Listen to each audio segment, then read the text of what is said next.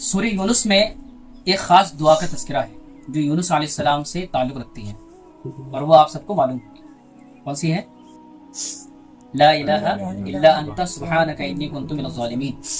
جب یونس علیہ السلام مچھلی کے پیٹ میں پھنس گئے، پورا ایک واقعہ ہے، تو اللہ تعالیٰ نے جس طرح سے کل ہم نے ایک دعا بتائی تھی کہ آدم علیہ السلام کی جو توبہ قبول ہوئی اس کے پیچھے ایک دعا تھی، ربنا ظلمنا انفسنا۔ اسی طریقے سے یونس علیہ السلام جب مچھلی کے پیٹ میں پھنس گئے تھے تو اس وقت اللہ تعالیٰ نے ان کو یہ دعا سکھلائی تھی، لا الہ الا انت سبحانک انی کنت من الظالمین۔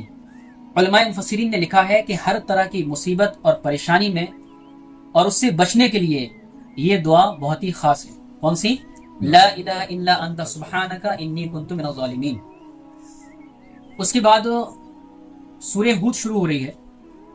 سورہ ہود کے سلسلے میں اللہ کے نبی صلی اللہ علیہ وسلم کا فرمان ہے کہ جب یہ سورت نازل ہوئی ہے تو آپ نے فرمایا شیبتنی ہود، کہ سورہ ہود نے مجھے بوڑھا کر دیا، یہ آپ نے فرمایا۔ ایسا کیا ہے اس کے اندر؟ اس سورت کے اندر اگر آپ نے غور کیا ہوگا تو قوم عاد، قوم سمود، ابراہیم علیہ السلام، تو کئی سارے نبیوں کا اس میں تذکرہ کیا گیا ہے، شعیب علیہ السلام کا تذکرہ کیا گیا ہے۔ تو اس لیے اللہ کے نبی صلی اللہ علیہ وسلم کو یہ اندیشہ ہوا کہ میری امت بھی اگر اس طرح کی چیزوں میں پھنسے گی تو اللہ کا عذاب تو آئے گا جس طرح سے پہلے کی امتوں پر آیا۔ تو اس میں جو ہے الگ الگ انبیاء کے واقعات بیان کیے گئے ہیں۔ کبھی موقع ہوگا تو آپ لوگوں نے اسٹوری پڑھی بھی ہوگی، وہ پڑھنا بھی چاہیے، کہ قوم عاد گزری ہے، قوم سمود گزری ہے، بڑی مضبوط یہ قومیں تھیں۔ یہ ہم لوگ جو ہے جو مشینوں سے گھر بناتے ہیں وہ لوگ اپنی انگلی کی کاریگری سے یہ سب بنا لیا کرتے تھے، اتنی مضبوط قومیں تھیں۔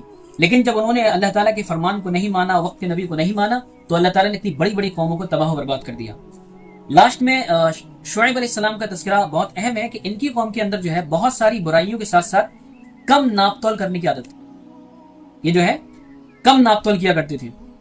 ابھی کم ناپ تول کا مطلب یہ نہیں ہے کہ بھئی ہمارا کوئی ٹھیلا ہو پھر ہم آلو بیچ رہے ہوں کم ناپ تول کریں، بلکہ کوئی بھی کام ایسا ہے جو ہم کر رہے ہیں اور اس میں ہم ڈنڈی مار رہے ہیں، چاہے وہ ہماری جاب ہو، چاہے وہ ہمارا کام ہو، کوئی بھی چیز ہو، اگر ہم اس کے اندر کمی کر رہے ہیں، اس کے اندر ڈنڈی مار رہے ہیں، تو اللہ کے عذاب سے ہمیں بچ کے رہنا چاہیے کہ اللہ کا عذاب آ سکتا ہے۔ اللہ تعالیٰ نے اس قوم کے اوپر جو عذاب اتارا تھا کہ اس پوری جو قوم تھی یہ ایک جگہ جمع ہو گئی اور آسمان سے آگ آئی اور پوری آگ نے ان کو بھسم کر دیا۔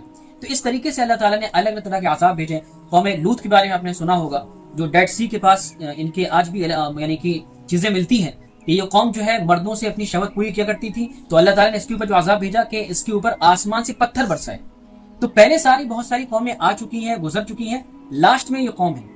اور قرآن کے اندر جو اسٹوری بیان کی جاتی ہے اس کا مقصد یہ نہیں ہے قرآن کسی کی کتابیں کہ بھیا کھول لیا ایک آدھ واقعہ پڑھ لیا، بلکہ اس اسٹوری سے، اس قصے سے ہمیں یہ سبق لینا ہے کہ پچھلی امتوں کو جس طرح سے اللہ تعالیٰ نے تباہ و برباد کیا، اگر ہم اسی راستے پہ چلے تو ہمارا دل وہ دور نہیں کہ اللہ تعالیٰ ہمارے اوپر بھی ویسا عذاب بھیج سکتا ہے۔ اس کے بعد ایک لاسٹ میں ایک آیت بہت اچھی سی کہ ان الحسنات یذھبن السیئات، کہ نیکی جب انسان کرتا ہے تو اس کے گناہ دھل دیے جاتے ہیں۔ بلکہ اللہ کے نبی صلی اللہ علیہ وسلم میں حدیث بھی ہے کہ وَاتْبَعِ السَّیِّئَةَ الْحَسَنَةَ تَمْحُوهَا، کہ آپ جب بھی کوئی گناہ ہو جائے، کوئی بھی مطلب انسان سے گناہ ہوتا رہتا ہے، جب بھی کوئی گناہ ہو جائے تو آپ اس کے فوراً بعد نیکی کرنے کی کوشش کریں، کیونکہ اگر آپ گناہ کے جسٹ بعد نیکی کر لیں گے تو وہ گناہ آپ کا دھل جائے گا۔ اس کے بعد سورہ یوسف شروع ہو رہی ہے جو انشاءاللہ کل ہم اس کا پورا واقعہ بیان کریں گے۔ اللہ تعالیٰ عمل کی توفیق عطا فرمائے۔